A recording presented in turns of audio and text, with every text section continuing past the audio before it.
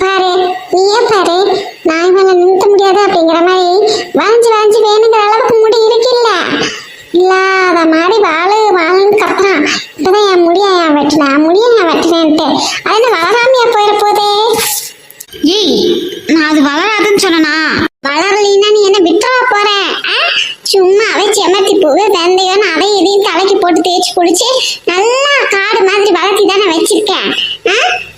ஏதோ இம்மா துண்டு ஆசைக்கு கட்டு பண்ணி போட்டேன் நானு, அதுக்கு இந்த குதி குக்க.